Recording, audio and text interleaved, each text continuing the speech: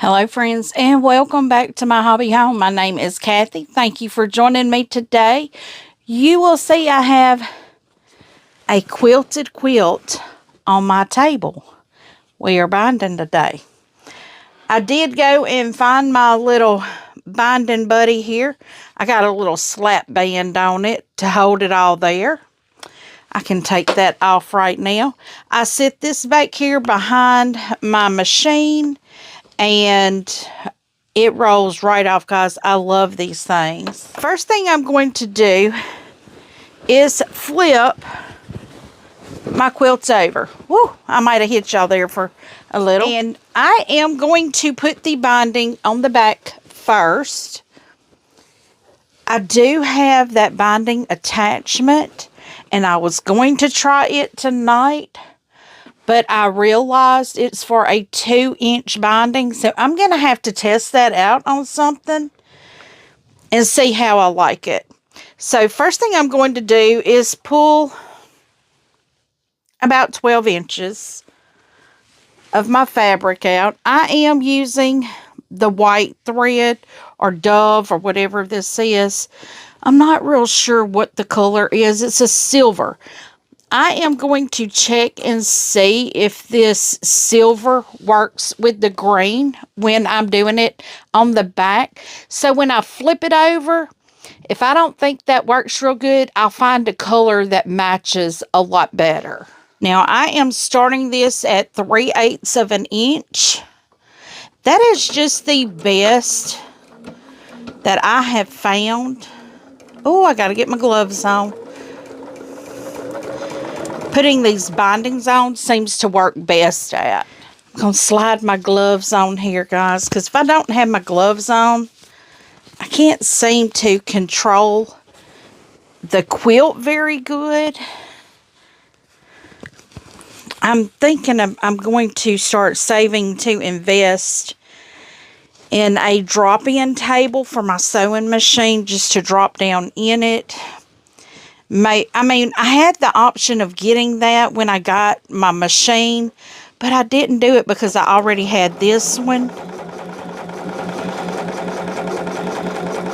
But I think if I have a flat surface, that my quilts will lay a lot better on a flat surface, and it'll move a lot better and not pull as bad. Because this is really hard to keep it on that 3/8 inch. Because it's trying to pull in all different directions right now. But I'm trying to keep it at that 3/8 of an inch, which is really, really hard right now.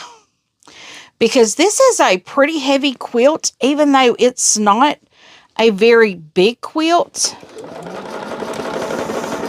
It is heavy.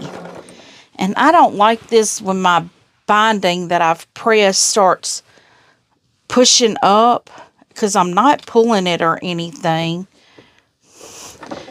Get that, raise that foot up so it'll lay it back down. Hello, Oscar. How are you doing tonight, my fine young man? What you doing? Huh? What are you doing? It's after 11, y'all. Y'all may not be able to see him. He's over here. What? He's telling me it's past bedtime, and I should be in the bed so he can go to bed. He won't go to bed until I do. He's going to stay right here with me. But, of course, he don't have much option because he's shut up in the sewing room with me right now.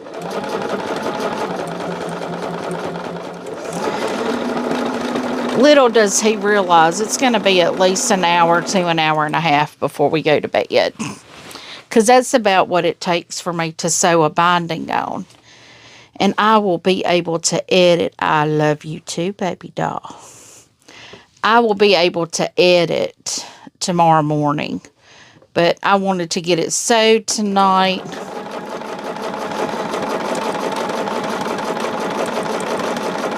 Because I definitely do not have time to record in the morning.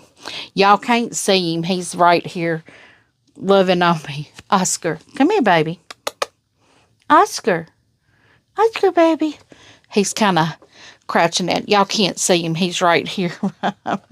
What is it, darling? What, baby? He'll get up here. Y'all can see him there. He's like, okay, I don't want up here now. He's going to be clawing at my leg, though, in a second, because he's ready to go to bed. I see you, darling. He is really ready to go to bed. And now he's clawing my leg. I'm telling y'all, he is like clockwork. If I'm in here sewing and it is past his bedtime, he is going to let me know.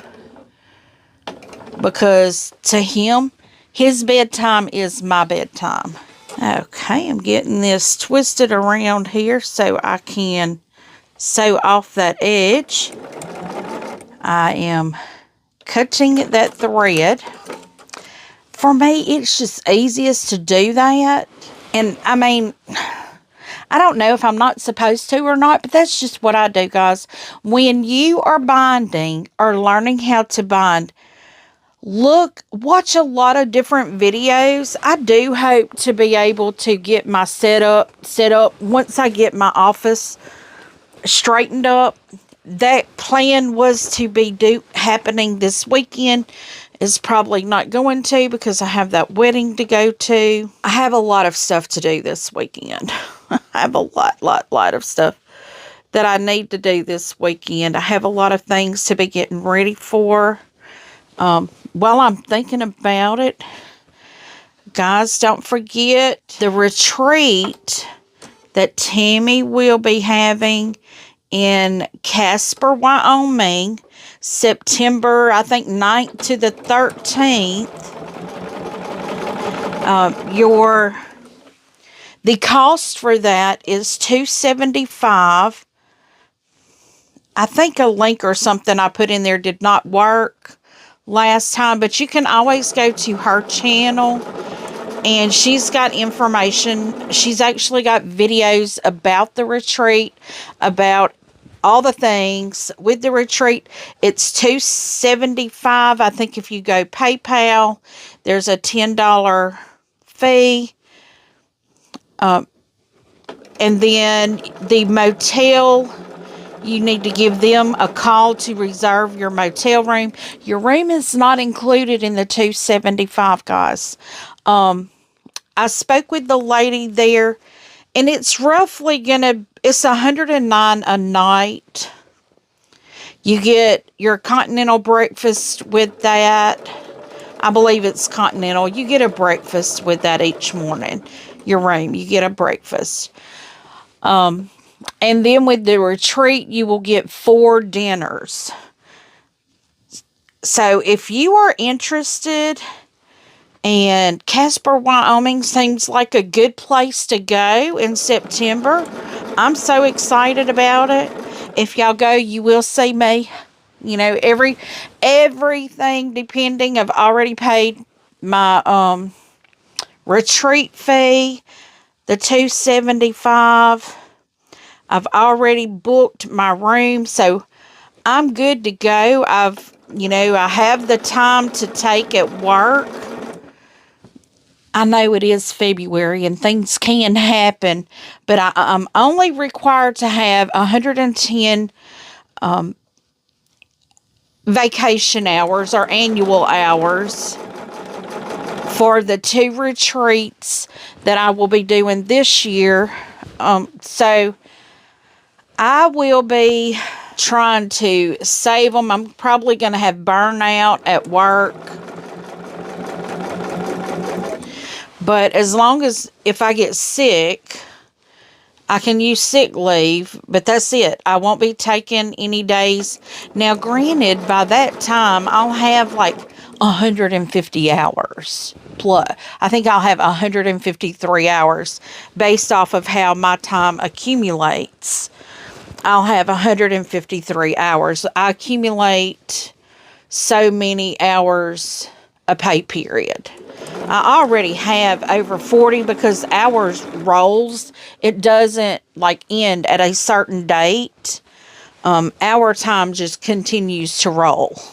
I mean, I have some guys that's got over 3,000 hours of sick time and vacation time, and I'm taking 2 weeks for the Casper retreat because it's going to take me 2 days to drive there and 2 days to drive back, and I want to have some time, which I don't know exactly what direction I'm going to go.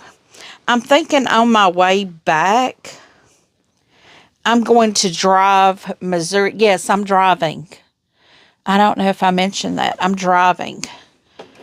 I'm going to be going probably through Texas and then up Colorado on the way. And then on the way home, I'm probably going to head east and come down through Missouri because my son and daughter-in-law live in Little Rock. And I can go see my grandbaby and stay a day. That way I won't have to drive a full, 10 hour. I will try to drive as far as I can so I don't have to get another motel room, because 2 nights in a motel, sometimes they get quite expensive. And if you're not really familiar with the area, that's kind of risky. Because I learned that from my son being military and me trying to go see him. Y'all, them hotels around the military bases are scary. That's when we started staying at Airbnbs, because most of the time they were in a residential neighborhood. And you can always look at Google Maps. I mean, because on Airbnb, they kind of show you where the house is at, even without giving you the address. They kind of show you where the house is at. And I always go on Google Maps and pull it up and look to see what the area looks like. And if I see broke down vehicles and driveways and unkept yards, I won't stay there. Because to me, that is, not a very desirable area to be in. And when there's just like vehicles just stacked around, you can tell. Now, like if it's a broke down vehicle that's got a flat and you can tell there's not leaves under it, it's not been there very long. But you get my drift.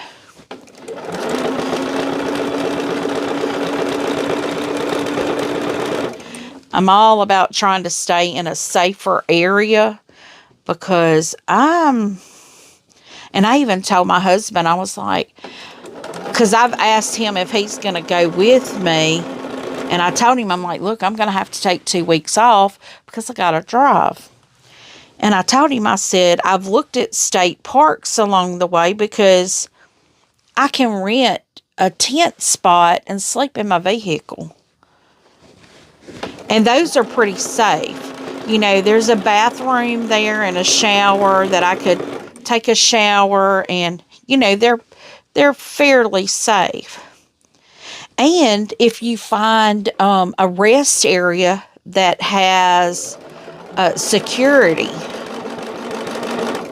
or always, like when you come into a new state, their travel thing, they always have security there also. Like a visitor's office, whatever. Because I know when my son was stationed in South Carolina for his AIT,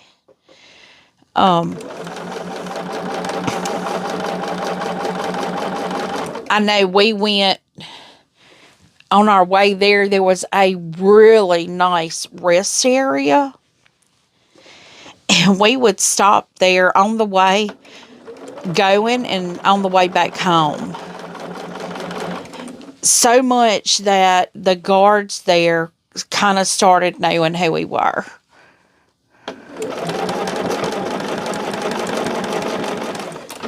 But that's one thing that I do not skimp on is where I have to sleep, because I would rather be safe than, they say rather be safe than sorry. I'd rather be safe. I can't say that word. Than unalived. And guys, that's where people come up missing. People come up missing, and me being a single traveler, that would be really risky, My husband, he's going to, I told him that I would sleep, in my car, or I would sleep at a rest area. And he was like, no, you won't. Yeah, I really like this green. That is so pretty. And I think it goes really well with the fall colors that's on the front of the quilt. This was my Unchained Jelody. I did 2 on National Sew a Jelly Roll Day. I can't remember if it was 24 maybe. I did 2 quilts. I did this one, the Unchained Jelody, and then I did an Irish Chain Jelly Roll quilt. And that one's it has been bound and it's used quite frequently. It's actually on my quilt rack in my living room. I have a quilt rack and a quilt ladder in my living room. I'm hoping to get a quilt cupboard. And, I may be able to put it in here. I don't know. I'm trying to focus on getting a space not in the house for my quilting stuff. But if I do that, then I won't be able to do this. I won't be able to sew at 11 o'clock 15 minutes till midnight. I won't be able to do that. My better bet would be to get something and attach it. My husband and I have talked, like right behind y'all is a closet. And on the other side is the closet to his office.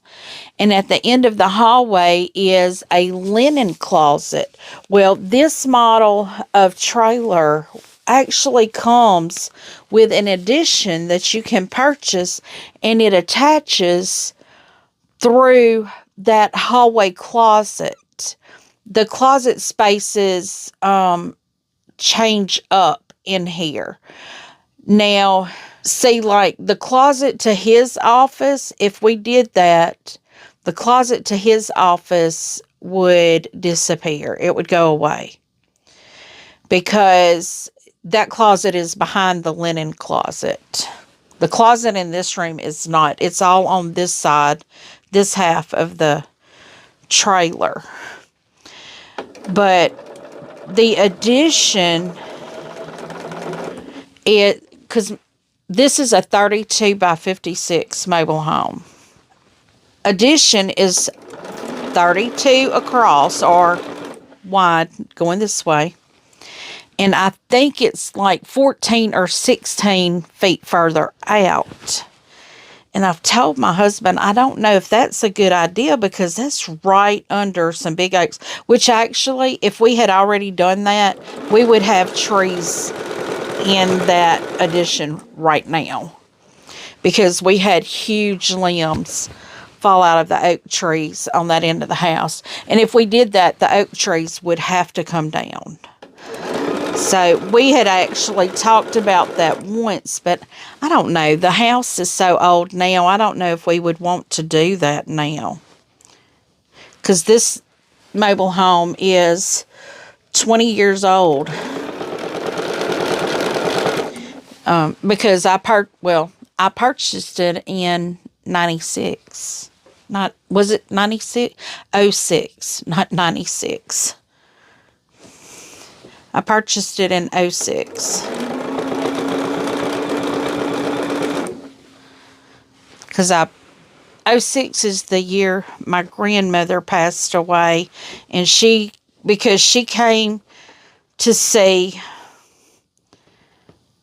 my house on June 9th.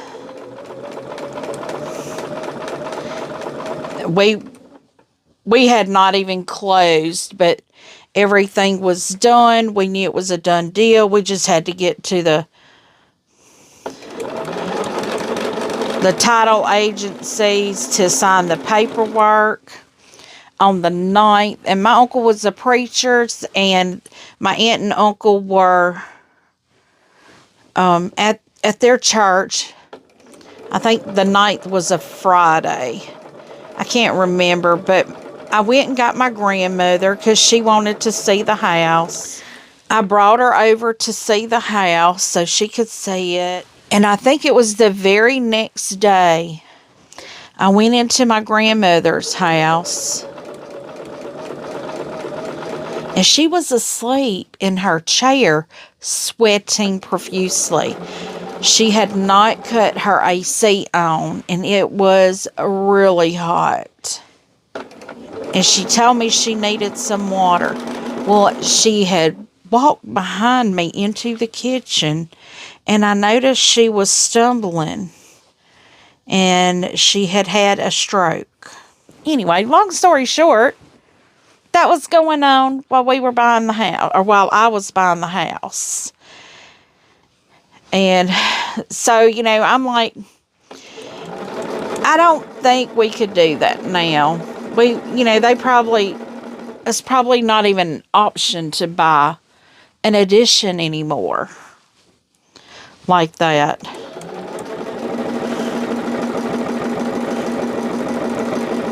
But I did get told some information, guys. I don't know if y'all remember me talking about there was a mobile home right beside my daughter, and somebody had bid on it really low, and it was accepted. Well, the closing hasn't happened yet. So their rate lock is gone. And my daughter, she was telling me, she's like, Mom, we don't know if he's getting it or not because it's been over 30 days and nothing has happened. And I told her, I said, well, power is on, so obviously something has happened, And I told her, I said, but he may have to wait to get out of his, if he's in a lease or something, he may have to wait. Or if he has a property that has to sell, if it's contingent upon that, I said, he may not be able to purchase until his property sells.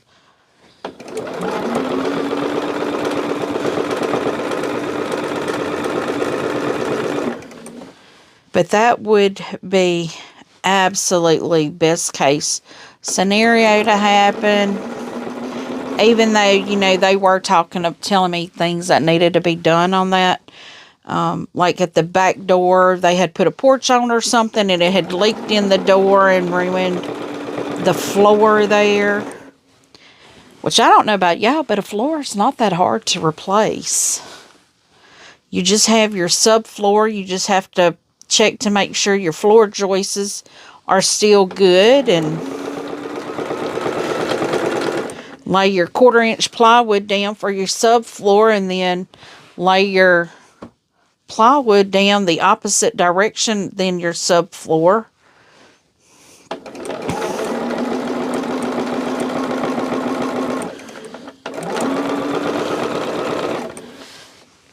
And hey, you got a floor then.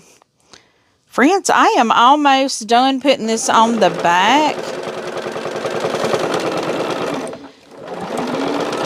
I am on the last side before I have to turn to go down and reconnect or connect at my starting point.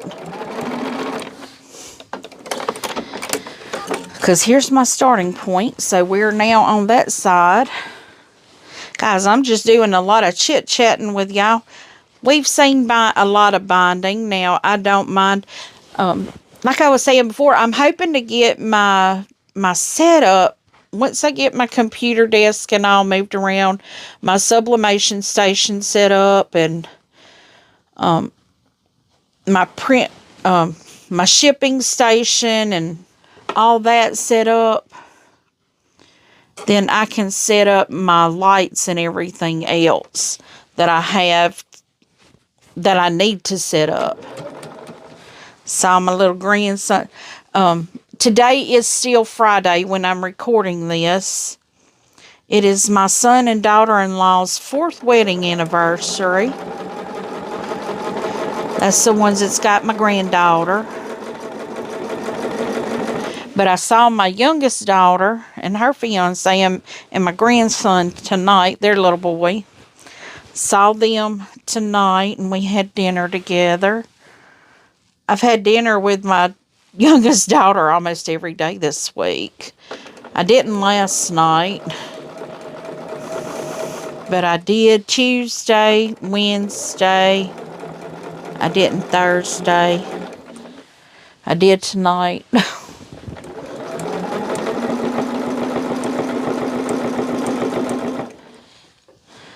Okay, I'm just about done right here where I'm going to stop.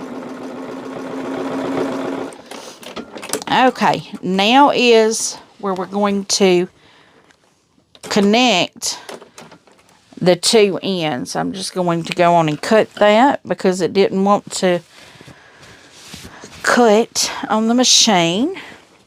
Have to take my tray off here. Okay, so let's get in here to attach this binding. Now, I know you can't see what I'm doing, so I'm just going to try to do it as quick as I possibly can.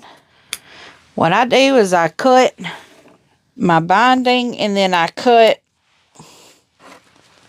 a little piece off and open it up. That's my 2.5 inches. I lay the 2.5 inches on the binding. So I lay the end I cut on the bottom, and I lay the long piece over the top of it. And then I take my binding that I've cut off, and I line up the end with the cut end of the bottom piece of the binding, and then my top end. You can do this without marking it. I'm just taking an ink pen and marking it.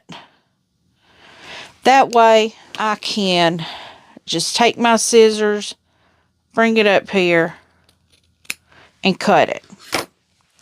So what that means is these 2 pieces have 2.5 inches from each end that they will overlap when they lay flat.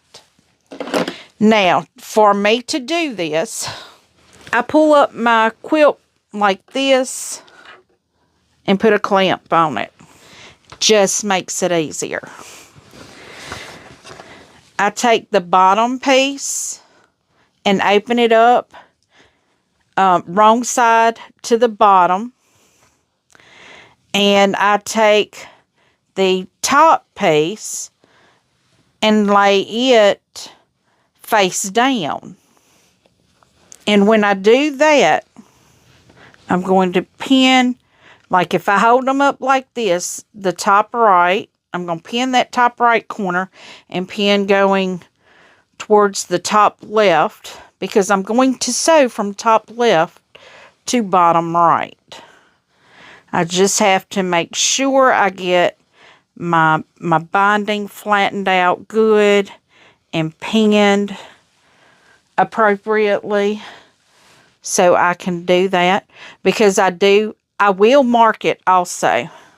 Okay, now that I have this marked, you will see here, I have it marked.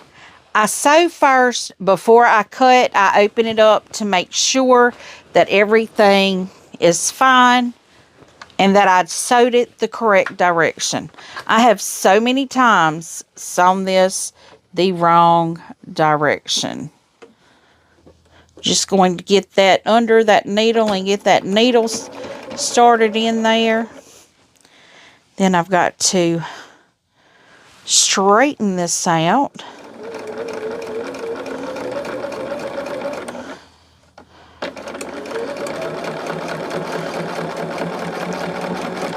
Okay, so before I cut, keep your fingers crossed, guys. Because like I said, I have done this the wrong way many, many times. I'm going to take the clip out. Did I do it wrong or did I do it right? Okay, so when I pull it tight, it did right. How about that, guys? I do it wrong so many times that I'm just waiting to do it wrong again. So now what I'm going to do is trim that excess off at 1/4 inch. So it means I have to lay it down really good and try not to slice my finger in the process. I didn't do 1/4 inch. I did a bigger than 1/4 inch. That's going to be okay.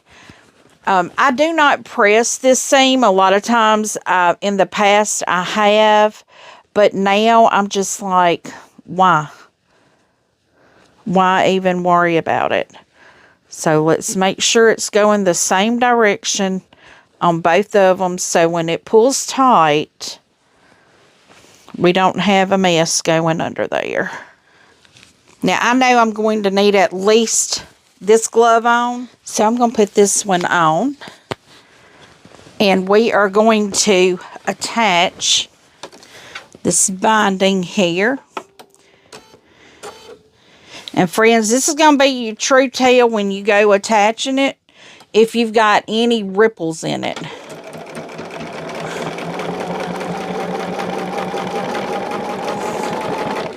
Which it should not, if you use the method I just showed you, it should not have any ripples whatsoever.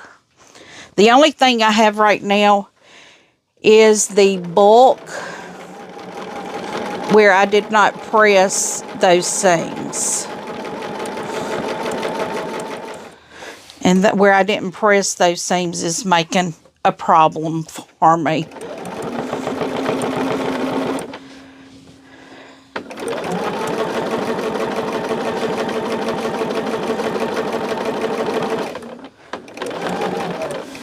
Okay, so now let's turn it over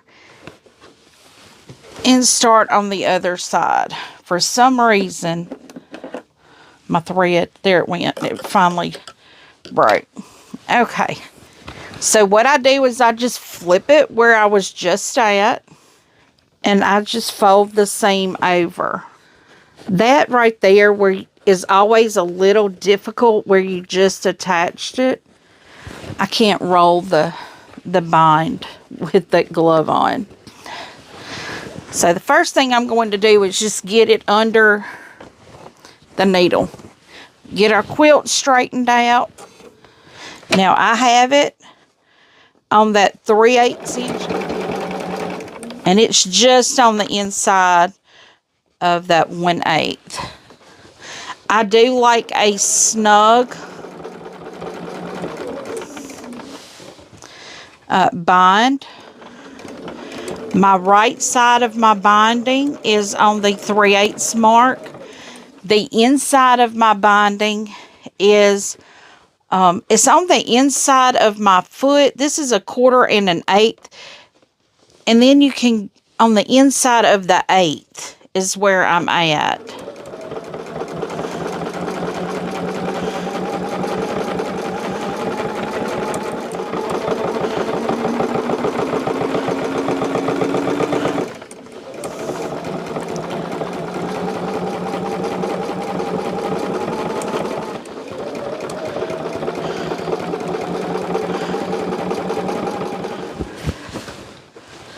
Friends, here we are back to the last side that we are binding on.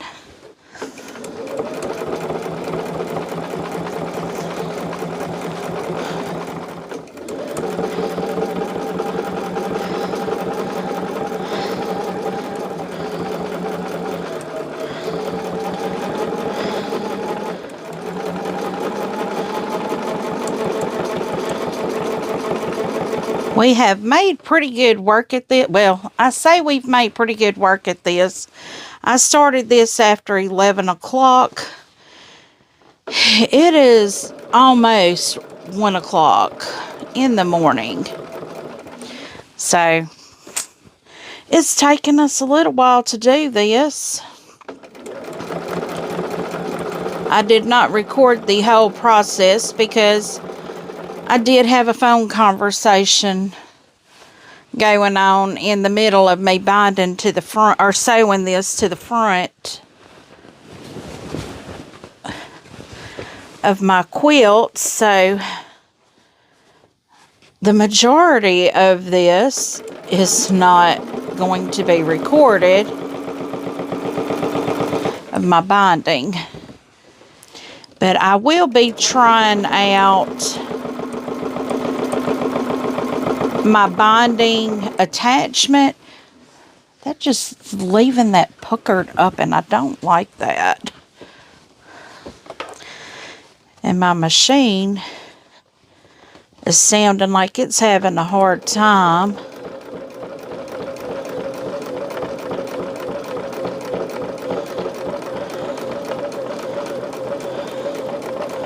Now it's sounding a lot smoother. There for a little bit it was sounding like it was beating itself up.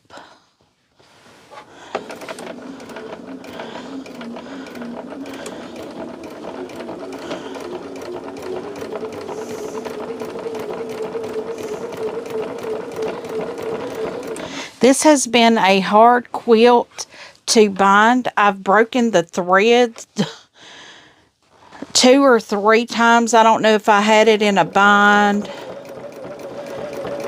I don't know if that was the problem. Very likely it was.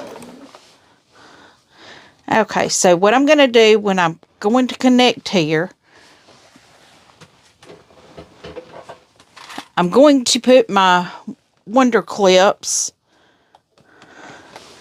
to make sure I'm not stretching it out. I want to make sure everything folds over properly.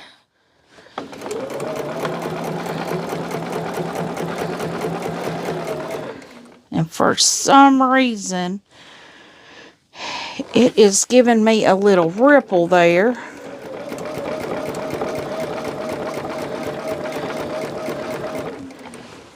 And it doesn't surprise me that it's giving me a ripple, because I've fought this bind and it probably did get stretched out when I was trying to fold it over. Because like right now there's no reason that it should not be just feeding through properly. But it's wanting to fight. Okay. So friends, I have this done now. So let's see what this quilt is looking like. Let's get all of our threads trimmed. So this is our Unchained Jelody. This is done with a 2.5-inch binding, sewn on at 3/8 of an inch on the back. And the front, when you do that 3/8 of an inch, it's almost like you're sewing either in the stitch line or right on the edge. It looks like I got right on the edge. It's not the same all the way over. But, friends, I have it done, and that's what counts. So, this is our Unchained Jelody. It's kind of a log cabin jelly roll quilt here. So you can see that there. So I really appreciate y'all coming and stopping by here with me. Before you head out, please give me a thumbs up. If you have not yet subscribed, please do. It does not cost you a thing, and it means the world to me. Feel free to leave a comment and tell me what you think. If you've seen anything that I've used on this channel and you're wondering what it is, check out in the description. I do have links in the description for all the things I love and all the things I use while I am quilting. So feel free to leave a comment. Tell me what you think. I do try to respond to each and every comment personally. And as always, until I see you again, I hope you have a very blessed day. Bye, friends.